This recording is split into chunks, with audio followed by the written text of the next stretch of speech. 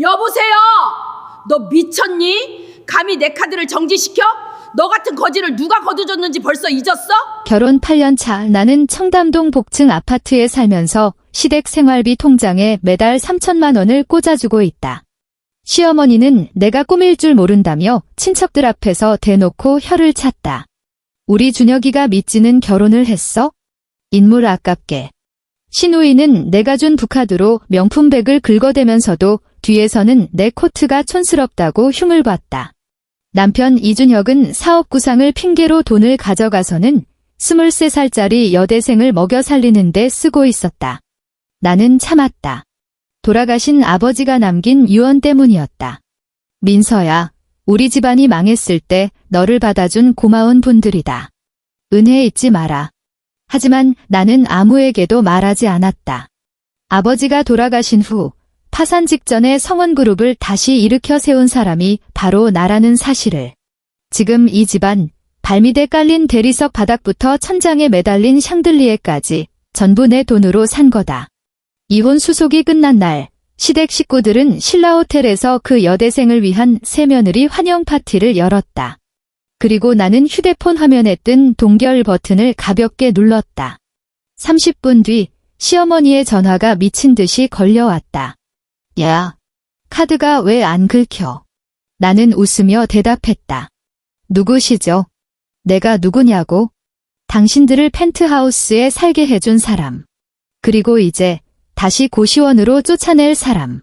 본격적인 이야기를 시작하기 전에 여러분이 어디서 오셨는지 댓글로 알려주세요. 좋아요와 구독도 잊지 마시고요. 채널이 성장하는 데 큰 도움이 됩니다. 더 재미있는 이야기로 보답하겠습니다. 11월의 서울, 공기 끝이 제법 매서웠다. 나는 가정법원 정문 계단 위에 서 있었다. 수많은 사람의 구두굽에 닳고 닳아 반질거리는 화강한 바닥이 발밑에 느껴졌다. 동쪽에서 비스듬히 쏟아지는 햇살이 눈가를 찔러왔다. 나는 눈을 가늘게 뜨고 손에 든 종이를 들어 올려 햇빛을 가렸다. 이혼 합의서. 오른쪽 하단에 찍힌 붉은 도장이 선명했다. 네모반 듯한 것이 꼭 굳어버린 핏방울 같았다. 엄지손가락으로 도장 자국을 문질러 보았다. 건조한 종이의 질감이 거칠게 느껴졌다. 입꼬리가 스르르 올라갔다. 언제부턴가 웃을 때마다 입술이 당기는 느낌이 들었다. 요즘 통 잠을 못 자서 그런지 아니면 서울의 난방이 너무 건조해서인지 모르겠다. 혀끝으로 아랫입술을 적시자 비릿한 쇠맛이 났다. 입술이 또 터진 모양이다. 법원 주차장에서 검은색 벤츠 한 대가 미끄러지듯 빠져나갔다. 나는 그 차를 안다. 알 수밖에 없다. 2년 전 이준혁 생일 때 사업에 실패하고 기가 죽은 남편 기를 살려주겠다며 내 개인 계좌에서 1억 2천만 원을 이체해 산 차니까. 당시 매장 딜러가 명의를 누구로 할지 물었을 때 나는 이준혁님 앞으로 해달라고 했다. 딜러는 나를 묘한 눈빛으로 쳐다봤었다. 살면서 숱하게 받아본 시선이었다. 호구 잡힌 여자를 보는 그 눈빛. 나는 굳이 설명하지 않았다. 설명해서 뭐 하겠는가? 이게 남편 돈이 아니라 내가 번 돈이라고? 내가 사실은 성원그룹의 실소유주이며 매년 배당금으로만 수십억 원을 받는다고? 모든 재산을 남편 명의로 해둔 건 그저 시어머니와 돈 문제로 얼굴 붉히기 싫어서라고. 피곤했다. 그래서 그냥 웃으며 계약서에 서명했다. 지금 그 차가 내 전남편을 태우고 내 앞을 지나가고 있다. 조수석에 앉은 그는 나를 쳐다보지도 않았다. 굳게 닫힌 차창 너머로 그의 옆얼굴이 보였다. 한때는 한류 스타처럼 잘생겼다고 생각했던 얼굴이다. 그런데 지금 보니 그저 그랬다. 너무나 평범했다. 편의점 알바생보다도 못한 흔해 빠진 인상이었다. 운전석에는 다른 사람이 앉아 있었다. 나는 이혼 합의서를 4번 접어 코트 주머니에 찔러 넣고 눈을 가늘게 떴다. 여자였다. 20 초반이나 됐을까? 높게 묶은 포니테일 머리가 고개를 돌릴 때마다 찰랑거렸다. 그녀가 이준혁에게 무언가 말하더니 고개를 젖히며 웃음을 터뜨렸다.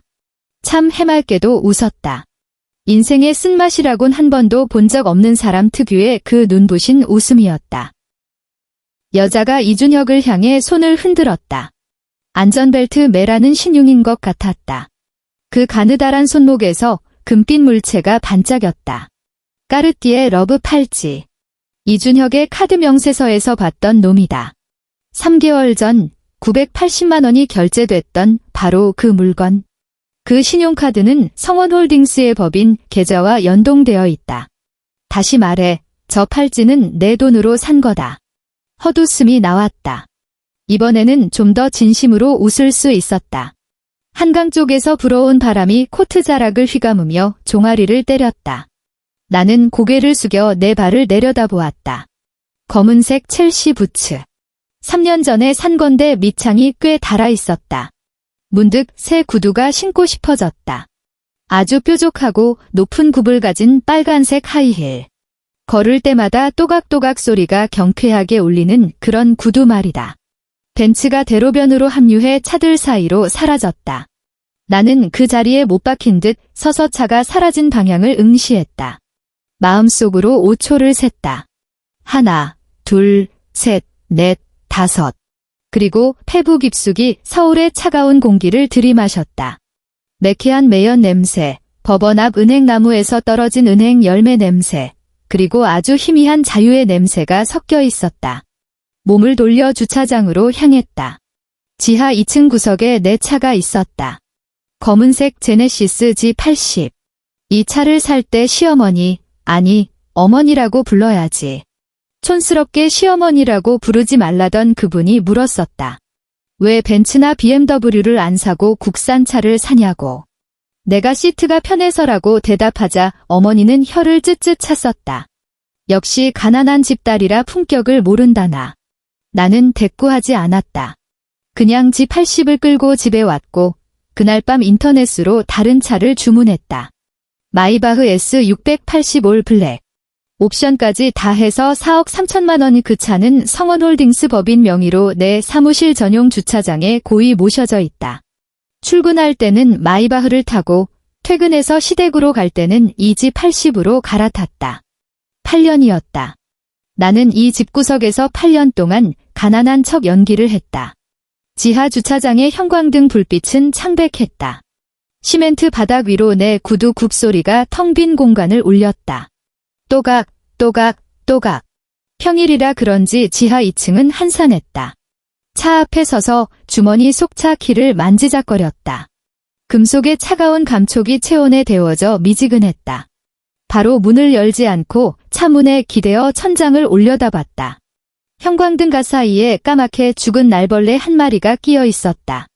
나는 30초 정도 그 벌레를 멍하니 쳐다봤다. 8년 전 그날이 떠올랐다. 8년 전 나는 24살이었다. 2016년 11월, 그때도 지금처럼 추웠다. 하지만 추위를 느낄 겨를이 없었다. 나는 검은색 상복을 입고 아버지의 영정 사진 앞에 서 있었다. 표정 없는 인형처럼. 아버지는 너무나 갑작스럽게 떠나셨다. 급성 심근경색. 아침 8시에 임원회의를 주재하며 3분기 감사 보고를 받으시던 분이 8시 15분에 가슴을 부여잡고 회의실 바닥에 쓰러지셨다. 병원에 도착했을 때 아버지는 이미 중환자실에 계셨다. 온몸에 관을 꽂은 채 흑빛 얼굴로 눈을 감고 계셨다. 손을 잡자 미세한 떨림이 느껴졌다. 입술이 달싹거리며 무언가 말하려 했지만 끝내 목소리는 나오지 않았다. 2시간 뒤 심전도 모니터의 그래프가 일자로 펴졌다. 삐하는 기계음과 함께 내 인생도 두 동강이 났다. 빈소는 강남의 고급 병원 장례식장에 차려졌다. 입구에는 대리석 분수가 있고 접객실에는 가죽 소파가 놓인 곳이었다. 하지만 나는 그 소파에 엉덩이 한 번 붙일 수 없었다. 첫날부터 불청객들이 들이닥쳤으니까. 채권자들, 은행 추심팀, 이사회의 늙은 여우들, 그리고 이름도 모르는 아버지의 자칭 친구들.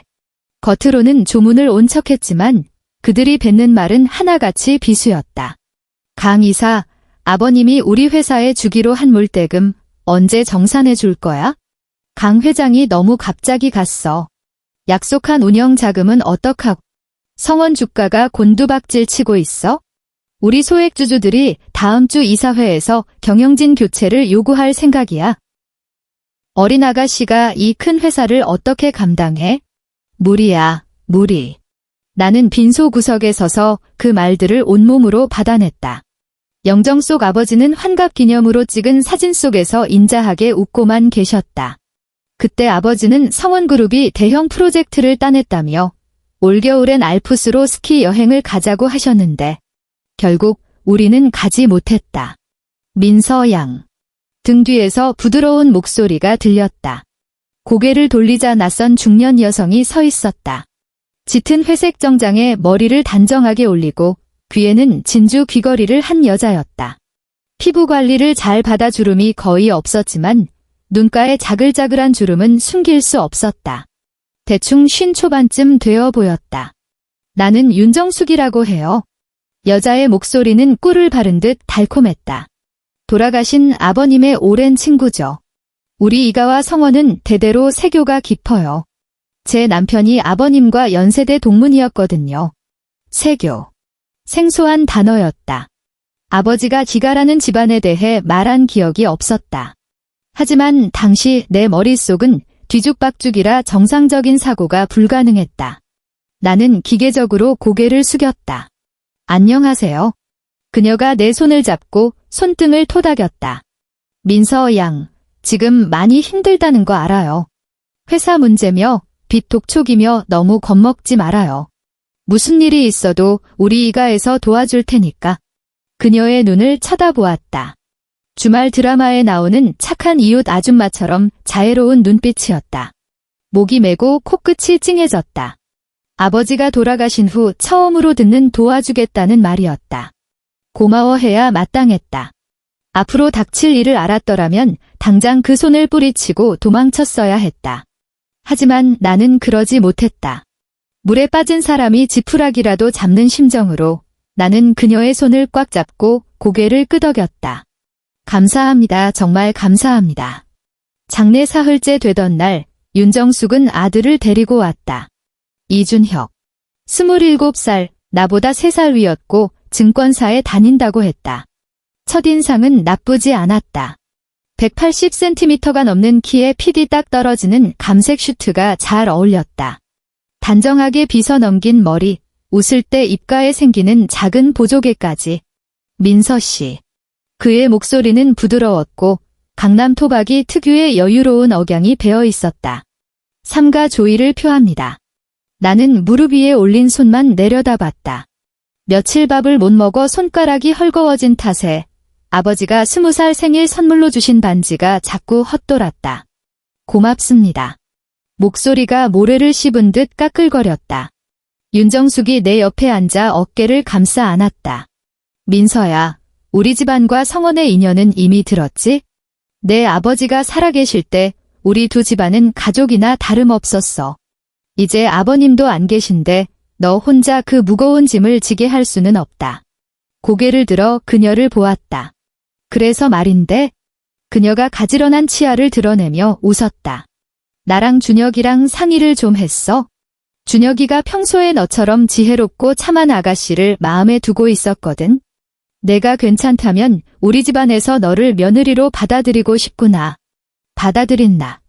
참 재미있는 단어였다. 당시에 나는 그 말 속에 숨겨진 오만함을 눈치채지 못했다. 그저 폭풍우 치는 바다에서 표류하다가 멀리서 등대를 발견한 것처럼 안도감이 들었을 뿐이다. 눈시울이 뜨거워지더니 눈물이 툭툭 떨어졌다. 제가 어떻게 보답해야 할지? 보답은 무슨? 그녀가 다시 내 손을 토닥였다. 이제 너도 우리 식구야. 무슨 일이든 우리가 함께 짊어지자꾸나. 함께 짊어지자. 나는 그 말을 8년 동안 기억했다. 시어머니에게 구박받을 때마다, 손님들 앞에서 망신을 당할 때마다, 화장실 거울을 보며 혼자 울 때마다 그 말을 되새겼다. 함께 짊어지자. 알고 보니 그 함께의 뜻은 이거였다. 짐은 내가 지고 열매는 그들이 따 먹는 것. 결혼식은 조촐했다. 아버지 49제도 끝나기 전에 우리는 구청에 가서 혼인신고부터 했다. 어머니, 아니 윤정숙 여사는 이걸 댁댐이라고 불렀다. 내가 빨리 이 집안 사람이 되어야 하늘에 계신 아버지도 안심하실 거라고 했다. 나는 검은 상복을 입은 채 구청 플라스틱 의자에 앉아 순서를 기다렸다. 옆에 앉은 이준혁은 핸드폰을 만지작거리고 있었다. 민서야, 걱정 마. 그가 말했다. 앞으로 내가 잘할게. 나는 아무 말 없이 고개만 끄덕였다. 절차는 간단했다. 서명하고 도장 찍고 직원이 건네준 등본을 이준혁이 받아 챙겼다. 그가 서류를 안주머니에 넣을 때 입꼬리가 살짝 올라가는 걸 봤다. 아주 미세한 움직임이었지만 분명히 웃고 있었다. 승리감에 도취된 미소였다. 그때는 몰랐다. 그저 장가가서 좋은가 보다 했다. 지금 생각해보니 딴 생각을 하고 있었던 게 분명하다. 성원그룹 지분 51%가 오늘부로 자기네 식구가 됐다는 사실에 신이 났던 거겠지? 신혼 한 달 차, 나는 무언가 잘못됐다는 걸 깨달았다. 이 집안의 자랑인 청담동 복층 아파트는 확실히 으리으리했다. 50평이 넘는 공간에 이탈리아산 대리석 바닥, 독일제 주방 가구, 스웨덴산 명품 침대까지. 처음 들어갔을 때는 정말 어머니 말대로 뼈대 있는 부잣집인 줄 알았다. 어느 날 다용도실을 정리하다가 낡은 종이 상자 하나를 발견하기 전까지는 말이다. 상자 안에는 빛바랜 흑백 사진들이 들어있었다. 젊은 시절의 어머니 사진이었다. 지금처럼 보톡스를 맞아 팽팽한 얼굴이 아니었다. 화장기 없는 수수한 얼굴, 촌스러운 파마머리. 배경은 허름한 시골집 마당이었고 뒤에는 펌프식 수도와 비뚤어지게 박힌 울타리가 보였다. 또 다른 사진에는 어머니와 웬 남자가 함께 찍혀 있었다. 이준혁의 아버지, 작고하신 이재훈 씨였다.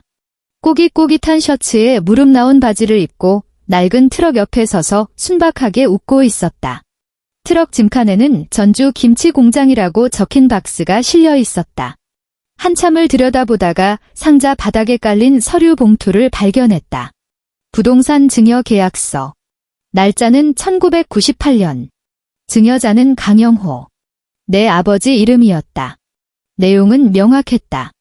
강영호는 서울시 강남구 청담동 소재 아파트를 이재훈에게 무상으로 증여한다. 창업 초기 헌신적인 도움에 대한 감사의 뜻으로. 나는 그 종이를 들고 다용도실 찬바닥에 주저앉았다. 온몸이 사시나무 떨듯 떨렸다. 추워서가 아니었다. 속았다는 분노 때문이었다. 아버지가 가끔 하시던 말씀이 떠올랐다. 젊은 시절 고향 친구 하나가 있었는데 같이 서울로 올라와 고생을 많이 했다고. 아버지는 성공했지만 그 친구는 운이 따르지 않아 화물트럭 기사를 했는데 미안한 마음에 집도 사주고 그 아들 취직 자리도 알아봐 줬다고 했다. 그 친구가 이재훈이었다. 그 기사 아들이 이준혁이었고 세교, 명문가, 다 개소리였다. 이 집안의 모든 것, 이 아파트, 이준혁의 직장, 어머니가 걸치고 있는 명품들까지 전부 내 아버지가 적선하듯 던져준 것들이었다. 그들은 그저 내 아버지의 호의에 기생해 청담동 부자 행세를 해온 사기꾼들이었다. 그리고 아버지가 돌아가시자 나를 먹잇감으로 삼은 것이다. 아주살이 통통하게 오른 먹잇감. 나는 티 내지 않았다. 계약서를 다시 봉투에 넣고 상자를 원래 있던 구석에 처박아 두었다. 그리고 아무 일도 없었던 것처럼 며느리 노릇을 계속했다. 밥하고 설거지하고 청소하고 시어머니 발 씻을 물 떠다 바치고 시누이의 비위를 맞췄다. 동시에 나는 은밀하게 성원그룹 일을 처리하기 시작했다. 아버지가 돌아가시고 주가가 40%나 폭락했다. 이사회 늙은이들은 나를 쫓아낼 궁리만 했다. 대출은 막히고 직원들 월급은 밀렸다. 나는 매일 밤 남편이 잠들기를 기다렸다가 화장실로 숨어들었다. 변기 뚜껑을 덮고 앉아 노트북을 켜고 업무를 봤다. 창백한 화장실 조명 아래서 내 얼굴은 귀신처럼 하얗게 질려 있었다. 3년이 걸렸다. 1095일. 26,000시간. 나는 혼자 힘으로 성원그룹을 폐허 속에서 건져 올렸다. 썩은 임원들을 잘라내고 젊은 피를 수혈했다. 은행장들 앞에 무릎 꿇고 빌어 만기를 연장했고 거래처를 하나하나 찾아가 다시 계약을 따냈다. 3년 동안 내가 마신 커피가 한강 물만큼은 될 거다. 그 결과 성원그룹의 시가총액은 500억에서 3천억 원으로 뛰었다. 하지만 대외적으로 나는 그저 프리랜서 재무설계사였다. 아무도 내가 진짜 오너라는 걸 몰랐다. 이준혁조차도. 그는 내가 매달 생활비 통장에 넣는 3천만 원이 내 월급의 전부인 줄 알았다. 3천만 원. 내가 하루에 버는 돈의 10분의 1도 안 되는 푼돈. 하지만 상관없었다. 돈은 숫자일 뿐이니까. 내가 기다린 건 따로 있었다. 단 한 번의 숨통을 끊어놓을 결정적인 타이밍. 그리고 그 타이밍이 왔다. 이혼하기 석 달 전 이준혁의 노트북에서 그 폴더를 발견한 것이다. 그날 밤 이준혁은 접대가 있다며 나갔다. 나는 거실 소파에 앉아 멍하니 핸드폰을 보고 있었다. 그러다 문득 회사 재무이사에게 보낼 파일이 생각났다. 파일이 담긴 USB를 이준혁 서재에 두고 온 게 기억났다. 서재에 들어가 USB를 찾았다. 나가려던 찰나 책상 위에 놓인 노트북 화면이 눈에 들어왔다. 켜져 있었다. 급하게 나가느라 끄는 걸 깜빡한 모양이었다. 화면에는 알 수 없는 문자로 된 폴더 하나가 열려 있었다. 암호화된 폴더 같았다. 무슨 바람이 불었는지 홀린 듯 그 폴더를 클릭했다. 하위 폴더가 나왔다. 이름은 근채, 은채, 오은채. 클릭하자 수백 장의 사진이 쏟아져 나왔다. 사진 속 여자는 젊고 예뻤다. 큰 눈망울에 도톰한 입술, 20대 초반의 생기가 넘쳤다. 그녀는 카페에서, 바닷가에서, 스키장에서, 호텔방에서 온갖 포즈를 취하고 있었다. 그리고 한 장의 사진. 침대 위에서 찍은 사진이었다. 나는 그 침대를 안다. 침대 헤드에 놓인 액자 속에는 나와 이준혁의 결혼 사진이 들어 있었다. 여자는 레이스 슬립만 입은 채 내 침대에 누워 V자를 그리며 활짝 웃고 있었다. 사진 정보를 확인했다. 촬영 날짜는 3년 전 11월 15일. 내 생일이었다. 그날 나는 회사에서 새벽 2시까지 야근을 했다. 집에 돌아왔을 때 이준혁은 자고 있었다.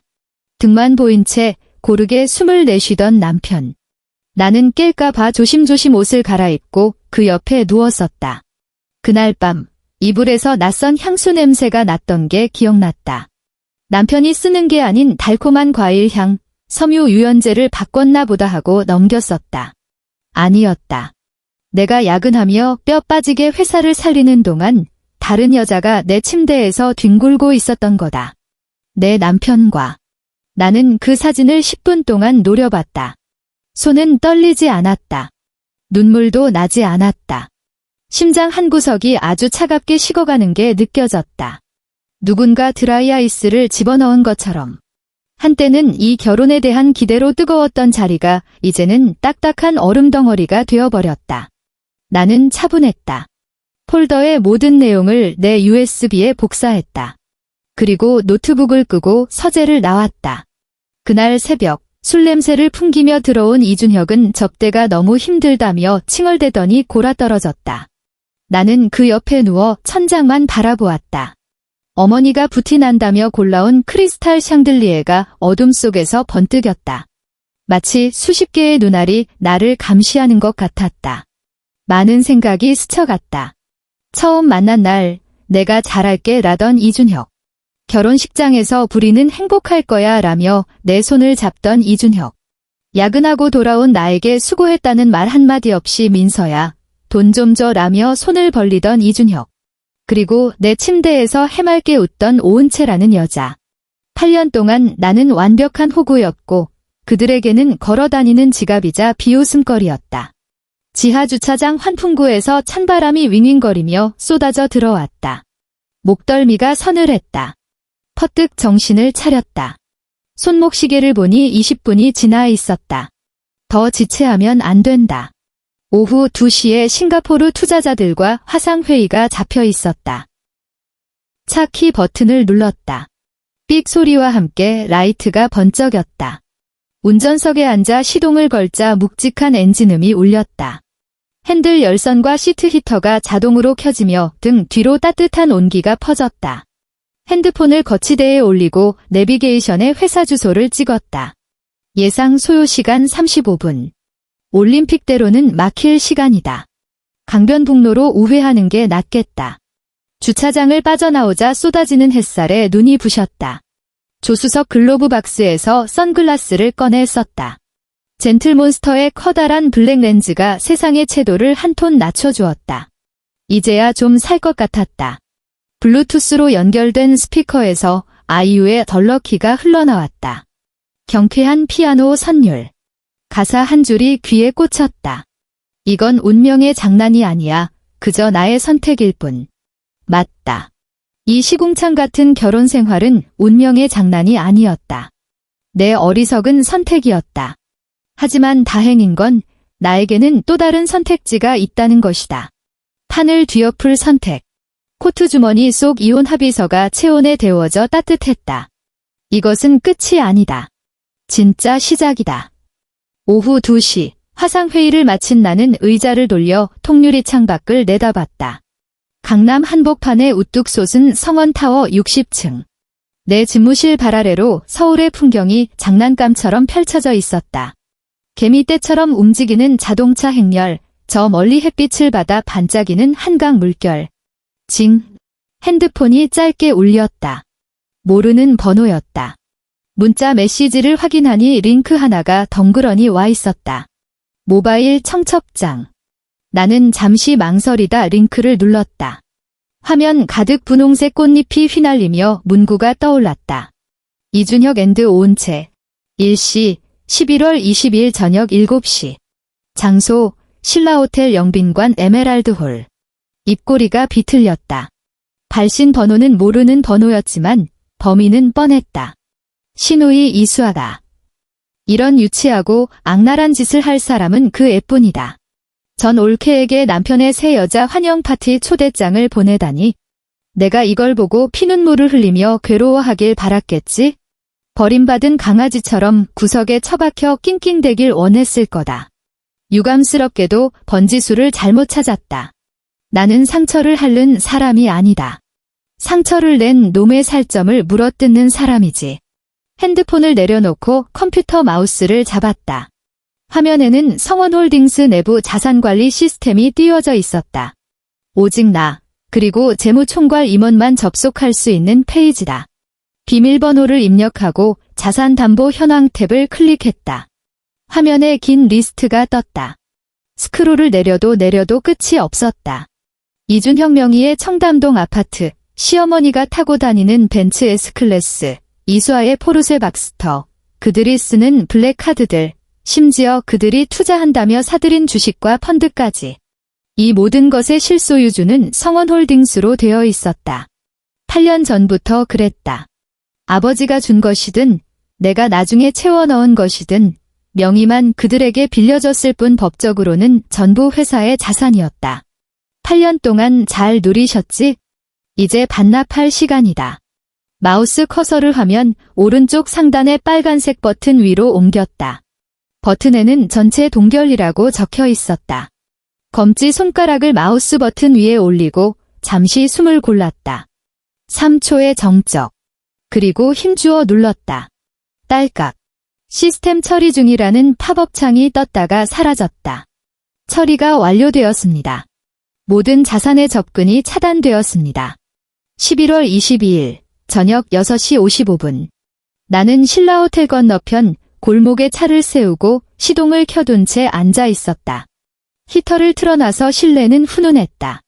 컵홀더에 꽂힌 아이스 아메리카노의 얼음이 달그락거렸다. 나는 빨대를 입에 물고 호텔 입구를 주시했다. 호텔 정문은 화려했다. 붉은 제복을 입은 도어맨들이 쉴 새 없이 허리를 굽혔다. 입구로 들어가는 진입로에는 고급 세단들이 줄지어 서 있었다. 벤츠, 벤틀리, 랜드로버. 번호판을 보니 낯익은 차들이 몇 대 보였다. 어머니가 평소 어울리는 사모님들의 차였다. 오늘 밤 저분들 표정 관리하느라 꽤 힘들겠네. 7시 정각. 호텔 로비가 북적거리기 시작했다. 통유리 너머로 샴페인 잔을 든 사람들이 삼삼오오 모여 웃고 떠드는 모습이 보였다. 로비 중앙에는 커다란 핑크색 웰컴 보드가 세워져 있었다. 역겹다. 정식 결혼식도 아니고 뒷적 환영 파티라니. 천박하기 짝이 없다.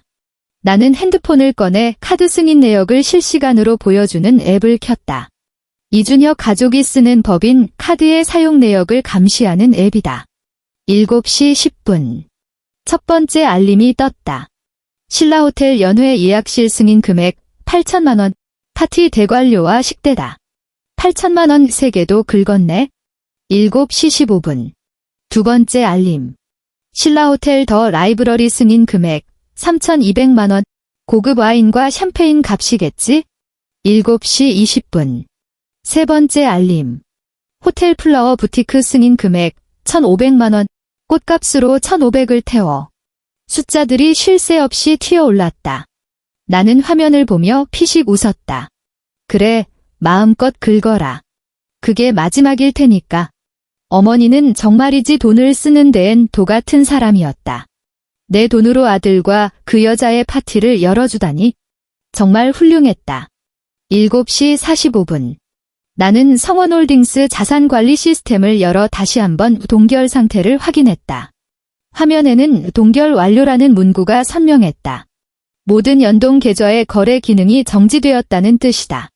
다시 말해, 지금 이 순간부터 이간의 식구들이 들고 있는 모든 신용카드는 플라스틱 조각에 불과했다. 나는 휴대폰을 내려놓고 차갑게 식어버린 커피를 다시 집어들었다. 혀끝이 아려올 정도로 쓴맛이었다.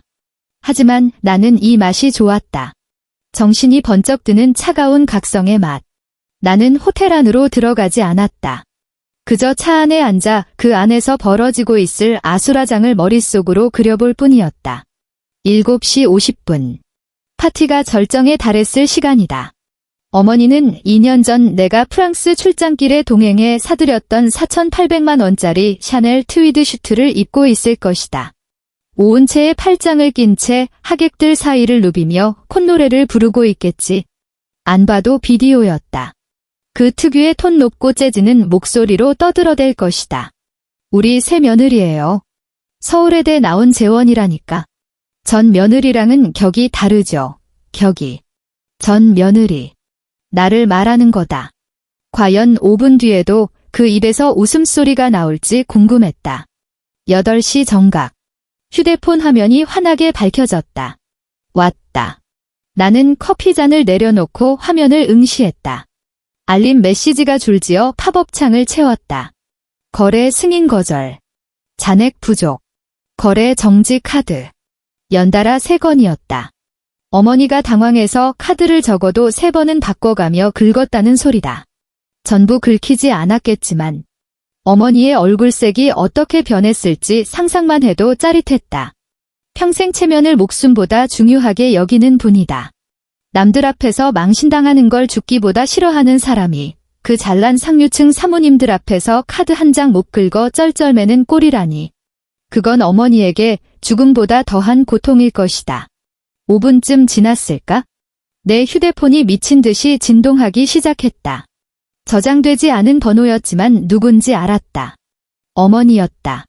번호를 저장해두진 않았지만 결혼 초 3년 동안 하루가 멀다 하고 전화를 걸어와 시집살이를 시키던 통에 뇌리에 박혀버린 번호였다. 받지 않았다. 30초 동안 울리던 전화가 끊어졌다. 그리고 다시 울리고 끊어지고를 반복했다. 나는 휴대폰을 뒤집어 허벅지 위에 올려두고 남은 커피를 마저 마셨다. 바닥에 깔린 얼음이 달그락거렸다. 빈 컵을 컵홀더에 꽂는 동안에도 휴대폰은 발작하듯 떨어댔다. 마치 독이 오른 풍뎅이 한 마리가 뒤집혀서 버둥거리는 것 같았다. 나는 숫자를 셌다. 1통, 2통, 3통 그렇게 99통까지. 100번째 전화가 걸려왔을 때 나는 통화 버튼을 밀었다. 여보세요? 내 목소리는 고요한 호수처럼 잔잔했다. 누구신데 전화를 이렇게 하시죠? 수화기 너머에서 3초간 정적이 흘렀다. 이내 칠판을 손톱으로 긁는 듯한 날카로운 비명이 터져나왔다. 강민서, 너 이 미친년. 대체 무슨 짓을 한 거야? 나는 고막이 찢어질 것 같아 휴대폰을 귀에서 살짝 떼었다. 그리고 한 손으로 조수석 티슈를 뽑아 컵홀더에 묻은 물기를 느긋하게 닦아냈다. 죄송합니다만. 나는 여전히 사무적인 톤을 유지했다. 강민서라는 분은 모릅니다. 전화를 잘못 거셨네요. 너 지금 파티 즐겁게 하세요. 나는 종료 버튼을 눌렀다. 그리고 주소록에 들어가 어머니, 기준혁, 기수와 세 사람의 번호를 차례로 수신 차단 목록에 넣었다. 목록이 새로 고침되면서 세 사람의 이름이 내 연락처에서 증발했다. 마치 내 인생에 처음부터 없었던 사람들처럼. 나는 휴대폰을 던져두고 시동을 걸었다. 사이드미러 속 신라 호텔의 화려한 불빛이 점점 작아지더니 이내 서울의 검은 밤거리 속으로 하나의 점이 되어 사라졌다. 다음 날 오전 10시. 나는 집무실에서 결제 서류를 검토하고 있었다. 통유리창으로 쏟아지는 아침 햇살이 책상 위에 쌓인 서류 더미 모서리를 하얗게 비췄다. 계약서 마지막 장에 서명을 하려는데 비서실장이 노크하고 들어왔다. 회장님, 법무팀에서 내용증명 발송 완료했다고 보고 들어왔습니다. 나는 고개도 들지 않은 채 서명을 마치고 서류를 덮었다. 알겠어요. 비서실장이 잠시 머뭇거리더니 다시 입을 열었다. 그리고 1층 보안팀에서 연락이 왔는데요. 어떤 남자가 로비에서 난동을 부리고 있다고 합니다. 회장님은 꼭 만나야 한다면서요. 그제야 고개를 들어 비서실장을 쳐다봤다. 누군데요? 전 남편분 이준혁 씨라고 합니다. 나는 짧게 탄식하며 다음 서류를 펼쳤다. 보안팀 시켜서 내보내세요. 오늘은 외부인 접견 일정 없다고 전하고요. 앞으로도 영원히 없을 거라고 하세요. 비서실장이 고개를 숙이고 나가려다 내가 다시 불렀다. 잠깐만요. 네, 회장님. 나는 잠시 생각하다 말했다. 안내 데스크에 확실히 전달해요. 앞으로 내 가족이나 친척이라면서 찾아오는 사람은 무조건 막으라고. 이유를 물으면 이렇게 대답해줘요. 강민서 회장님께는 가족이 없다고. 비서실장은 잠시 멍하니 있다가 이내 프로다운 미소를 지으며 대답했다. 알겠습니다. 비서실장이 나가고 집무실엔 다시 정적만 감돌았다. 규칙적인 내 숨소리만 들렸다. 창밖에서 바람이 불어와 유리창을 툭툭 건드렸다. 나는 펜을 내려놓고 창가로 다가가 까마득한 아래를 내려다보았다. 성원타워 1층 정문 앞에서 한 남자가 보안 요원들과 실랑이를 벌이고 있었다. 너무 멀어서 얼굴은 보이지 않았지만 누군지 알 수 있었다. 회색 패딩 점퍼에 헝클어진 머리? 아마 뜬 눈으로 밤을 새웠겠지? 그는 필사적으로 회전문 안으로 들어오려 했지만 건장한 보안 요원 2명에게 팔이 잡혀 질질 끌려나가고 있었다. 입이 뻐끔거리는 게 뭔가 고래고래 소리를 지르는 것 같았지만 60층 높이의 방음 유리는 완벽했다. 나는 개미만 한글을 무표정하게 내려다보았다. 3분쯤 지났을까? 그는 결국 저항을 포기하고 길 건너편으로 밀려났다. 그는 그 자리에 서서 성원타워 꼭대기를 하염없이 올려다보았다. 내 사무실이 어디쯤인지 찾는 것 같았다.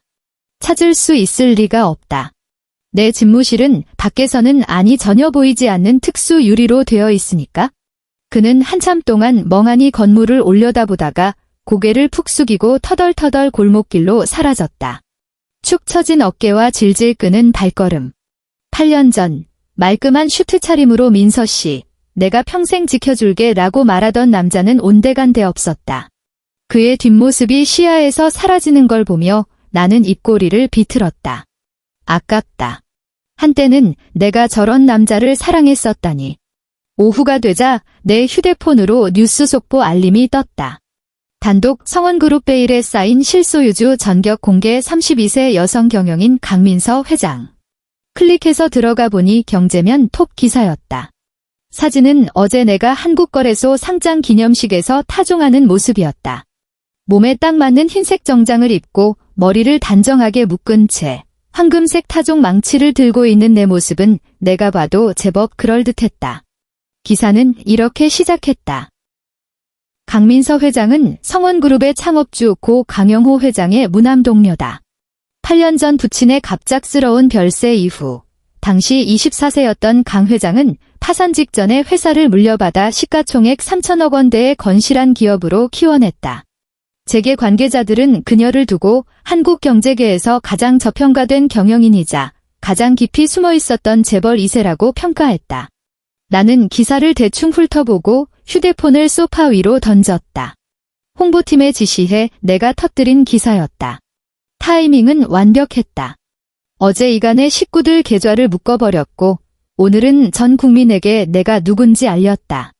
이준혁에게는 그가 버린 여자가 어떤 사람인지, 어머니에게는 8년 동안 구박하던 가난뱅이 며느리가 사실은 어떤 존재였는지, 그리고 신라 호텔 파티에서 나를 비웃던 그 잘난 사모님들에게는 그들이 줄을 섰던 이간애가 사실 내 돈으로 호의호식하던 기생충에 불과했다는 걸 알게 해줘야 했다. 나는 잘못한 게 없다. 그저 내 것을 되찾았을 뿐이다. 일주일 뒤 청담동 아파트 현관문에 붉은색 압류 딱지가 붙었다. 변호사가 전해준 말에 따르면 집행관들이 들이닥쳤을 때 어머니는 짐을 싸다 말고 그 자리에 주저앉아 대성통곡을 했다고 한다. 이게 무슨 날벼락이야 라며 바닥을 치고 울었다는데 이준혁은 집에 없었다. 내 회사 앞에서 죽치고 기다리다가 보안팀에 쫓겨났다고 했다. 신우이 이수아는 자기 방에 틀어박혀 나오지 않다가 집행관들이 강제로 문을 따고 들어가자 퉁퉁 부은 눈으로 쫓겨나왔단다. 변호사의 보고를 듣는데도 아무런 감흥이 없었다. 그 사람들은 내 감정을 소모할 가치조차 없는 존재들이니까? 같은 주, 이준혁의 벤처 회사법인 계좌도 동결됐다. 말이 벤처지, 실상은 제품 하나 제대로 없는 유령 회사였다. 내가 매달 꽂아주던 돈으로 굴러가던 곳이었으니 계좌가 막히자마자 실체가 드러났다. 빚쟁이들이 들이닥치고 직원들이 밀린 월급을 달라며 사무실을 점거했다. 이준혁이 경찰을 불렀지만 경찰은 단순 채무 불이행이라며 민사로 해결하라는 말만 남기고 돌아갔다. 한때 네 대표님 안목이 대단하십니다라며 그를 추켜세우던 사람들은 썰물처럼 빠져나갔다. 문자를 보내도 답이 없고 전화를 해도 받지 않았다. 하루에도 10개씩 올라오던 그의 성공한 사업가 코스프레 SNS 피드는 텅 비어버렸다. 그는 드디어 알게 되었을 것이다. 돈 떨어지면 사람도 떨어진다는 그 차가운 진리를. 그리고 그 여대생, 오은채. 들리는 말로는 이준혁 집안이 하루아침에 알거지가 됐다는 소식을 듣자마자 짐을 싸서 도망갔다고 한다. 그냥 간 것도 아니었다. 어머니의 예물 시계를 훔쳐 달아났다. 결혼 3주년 때 내가 어머니 생신 선물로 사드렸던 5,800만 원짜리 까르띠에 다이아몬드 시계였다. 시계가 없어진 걸 안 어머니는 뒷목을 잡고 쓰러질 뻔했다고 한다. 오은채에게 전화를 걸었지만 없는 번호라고 나오고 학교까지 찾아가 난동을 부렸지만 이미 휴학계를 내고 잠적한 뒤였다. 서울예대 재원이라더니 과연 똑똑하네. 나보다는 그 여자가 이 집안 며느리로 훨씬 더 잘 어울리는 것 같다. 2달 뒤, 이간의 세 식구는 강제 집행을 당해 청담동 아파트에서 쫓겨났다. 나는 현장에 가지 않았다. 대신 변호사에게 사진을 찍어 보내라고 했다. 사진 속에는 이삿짐 센터 직원들이 트럭에 짐을 싣고 있었다. 낯익은 물건들이 보였다.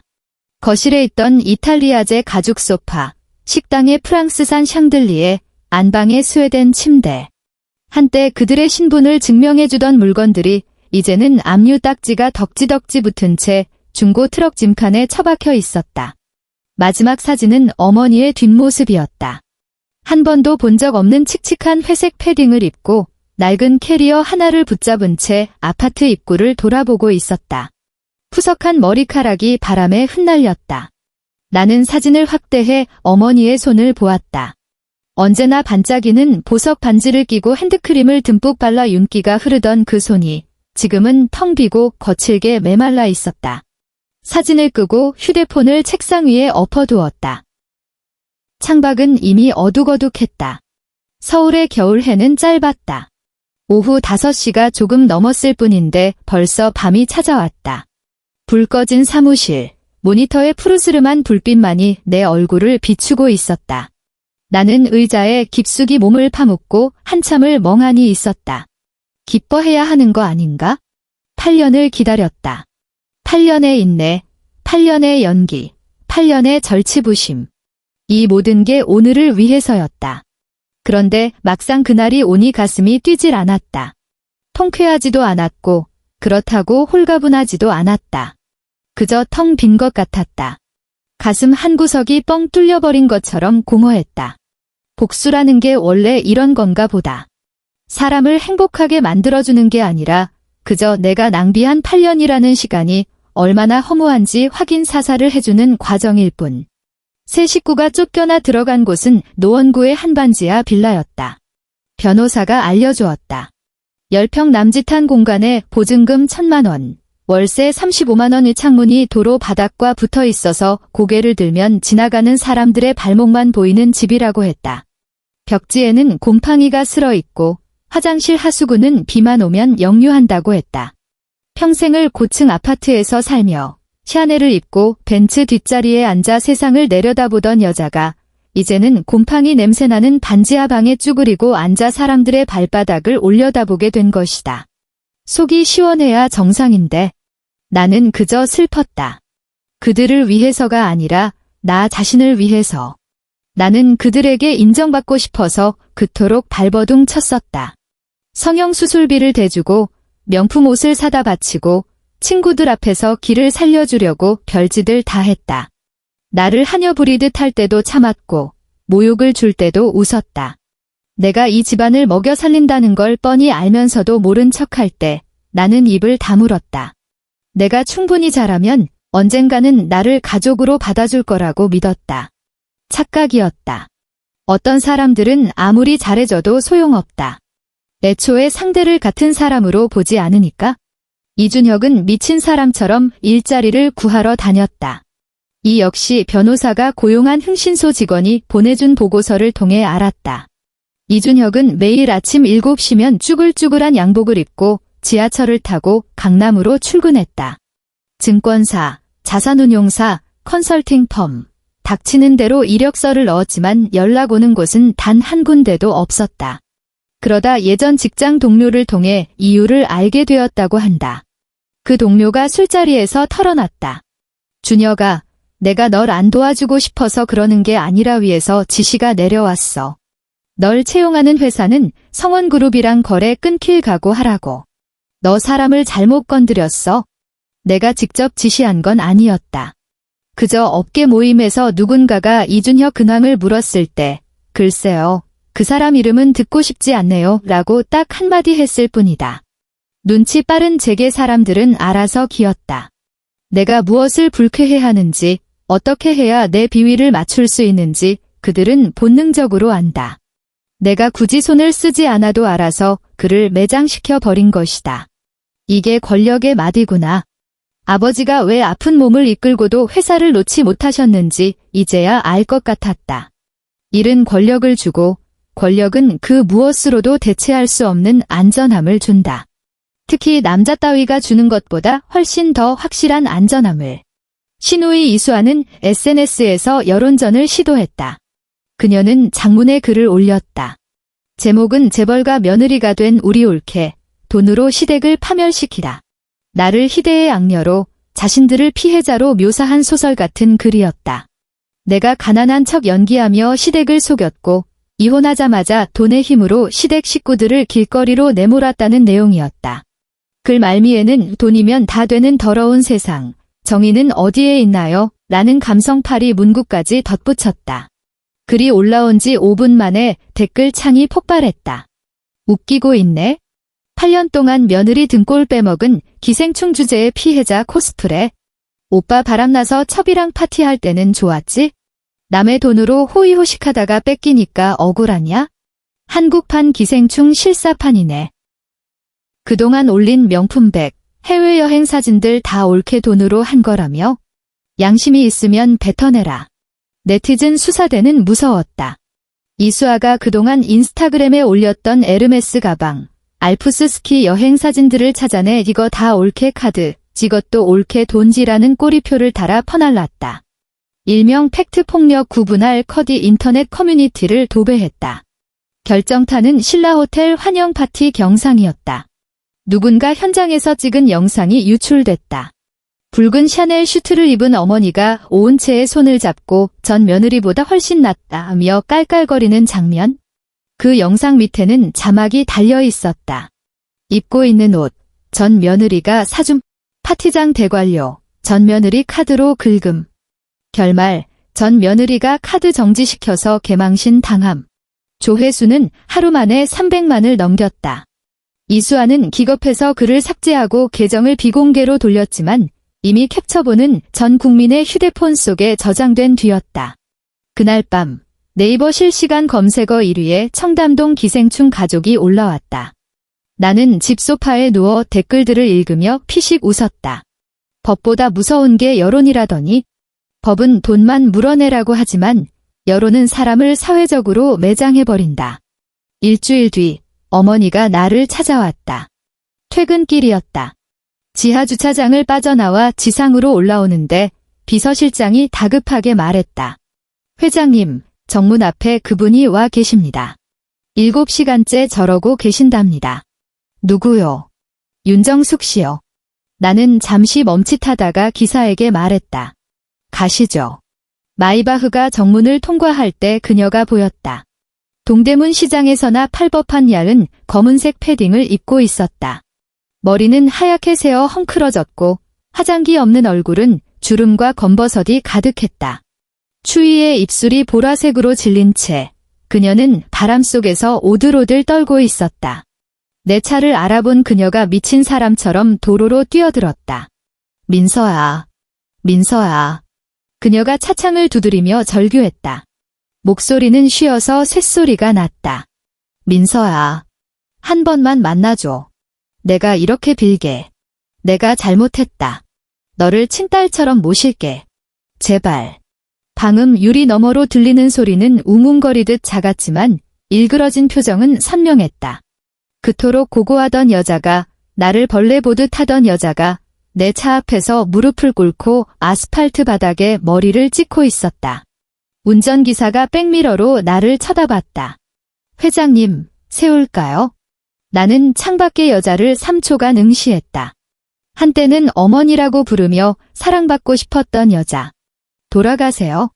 내가 차갑게 말했다. 거지가 구걸하는 겁니다. 차가 부드럽게 속도를 높여 여자를 지나쳤다. 사이드미러 속에서 그녀가 바닥에 주저앉아 얼굴을 감싸 쥐고 오열하는 모습이 보였다. 나는 뒤를 돌아보지 않았다. 대신 휴대폰을 꺼내 내일 일정을 확인했다. 오전 9시 이사회, 10시 프로젝트 조인식, 오후 2시 싱가포르 출장. 스케줄이 꽉 차 있었다. 과거 따위에 낭비할 시간은 없다. 이준혁은 결국 무너졌다. 그날 밤, 그는 인사불성이 될 정도로 술을 마시고 옛날 청담동 아파트로 찾아갔다. 현관문에는 매매 완료라는 팻말이 걸려 있었고 도어락 비밀번호는 바뀐 지 오래였다. 그는 굳게 닫힌 철문 앞에서 목 놓아 울었다고 한다. 경비원의 말로는 2시간 동안이나 고래고래 소리를 질러대서 입주민들이 다 나왔다고 했다. 횡설수설했지만 내용은 뻔했다. 강민서, 돌아와. 내가 잘못했어. 다시는 안 그럴게. 내가 눈이 멀었었어. 새벽 3시, 주민신고를 받고 출동한 경찰이 그를 끌고 갔다. 그는 아파트 복도에 오줌을 지린 채 널브러져 있었다고 한다. 다음 날 아침 파출소 유치장에서 깬 그는 충격적인 사실을 알게 되었다. 청담동 아파트의 새 주인은 성원 자산운용이었다. 즉, 그가 8년을 살면서 자기 집이라고 착각했던 그곳이 이제는 명실상부하게 내 소유가 된 것이다. 완벽하게 내 것이 되었다. 3개월 뒤 언론에 기사가 하나 떴다. 성원홀딩스 강민서 회장, 개인 지분 30% 사회환원 이혼 여성자립지원재단 설립. 성원타워 스카이홀에서 열린 기자회견장에는 수십 개의 카메라 플래시가 터졌다. 나는 아이보리색 캐시미어 코트를 입고 단상에 섰다. 한 기자가 질문했다. 회장님, 갑자기 이런 거액을 기부하게 된 계기가 있으십니까? 나는 기자를 잠시 응시하다가 마이크를 잡았다. 저와 비슷한 아픔을 겪는 여성들에게 말해주고 싶었습니다. 떠나는 것은 실패가 아니라 새로운 선택이라는 것을요. 회견이 끝나고 텅 빈 홀에 혼자 남아 창밖을 내다봤다. 한강 너머로 붉은 노을이 지고 있었다.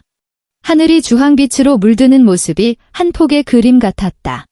8년 전 상복을 입고 아버지 영정 앞에 서 있던 24살의 내가 떠올랐다. 그때 나는 내 인생이 끝장난 줄 알았다. 다시는 일어설 수 없을 거라고 생각했다. 하지만 나는 일어섰다. 누가 일으켜줘서가 아니라 내 스스로 일어서기로 선택했기 때문에. 지난 8년 동안 나는 많은 것을 잃었다.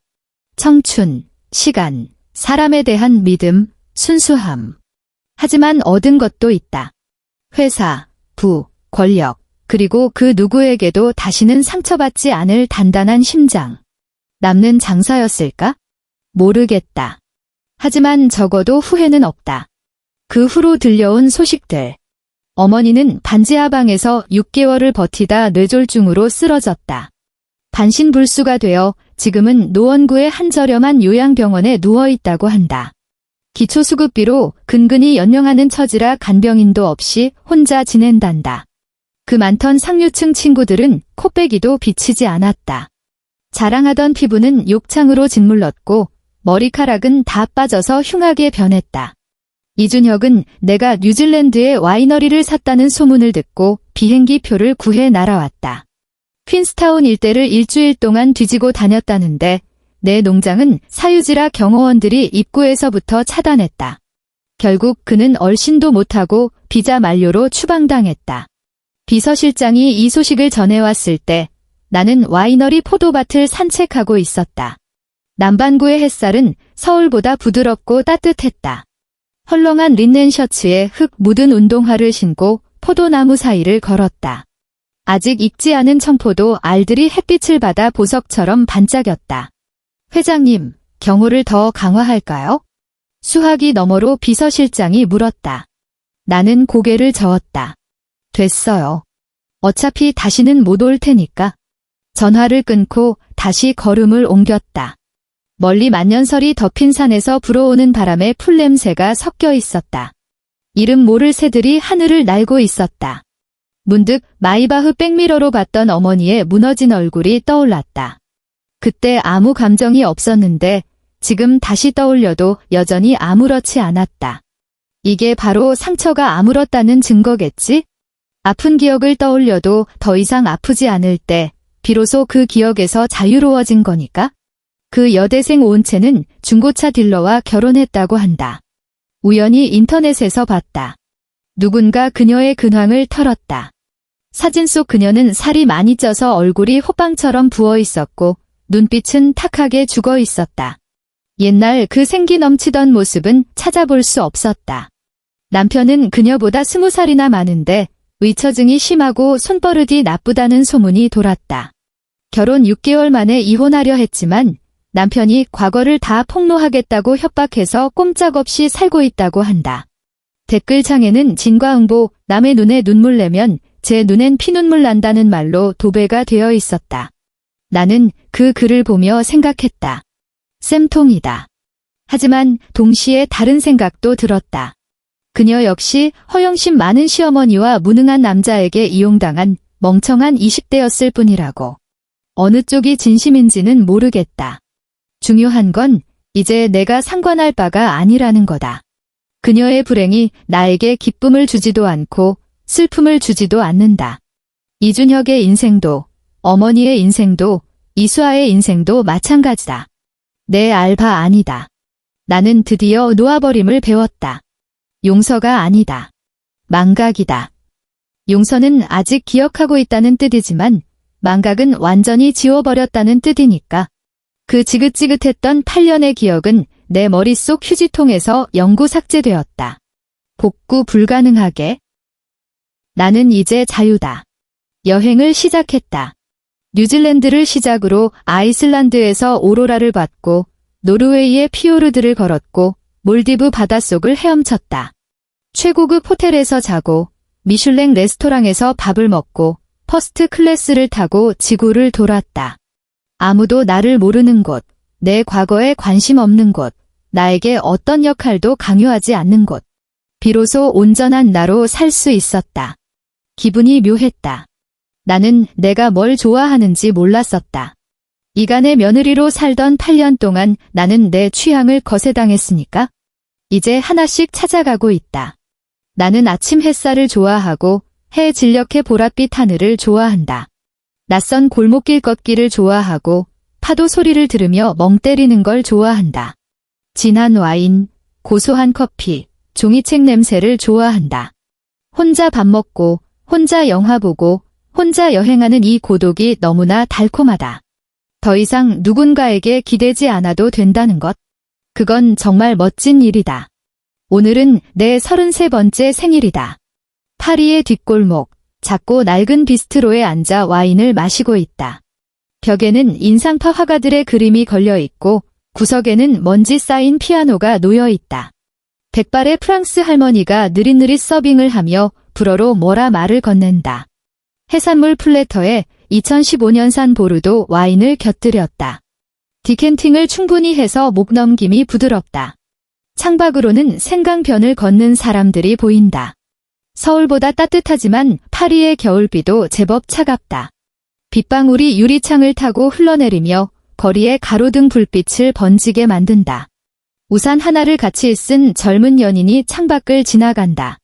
여자가 남자의 팔에 매달려 고개를 젖히고 웃는다. 참 예쁘게도 웃는다. 나는 그들을 보며 미소 지었다. 부러워서가 아니라 그저 그 풍경이 예뻐서. 젊음은 좋다.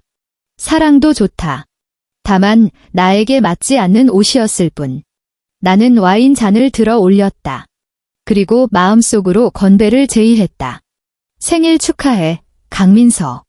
8년 동안 잘 버텼어. 너 자신을 포기하지 않아서 고마워. 오늘의 내가 있게 해줘서 정말 고마워. 비가 그치고 구름 사이로 노을이 비쳤다. 파리의 겨울해는 일찍 지지만 그만큼 길고 아름다운 여운을 남긴다. 분홍빛 노을이 하늘을 물감처럼 적시고 있었다. 나는 잔을 내려놓고 휴대폰을 꺼내 창밖의 하늘을 찍었다. 오늘 내가 받은 최고의 생일 선물이다. 사진을 배경화면으로 설정하고 휴대폰을 덮었다. 와인이 달다. 사는 게 참 맛있다. 모든 게 완벽하다.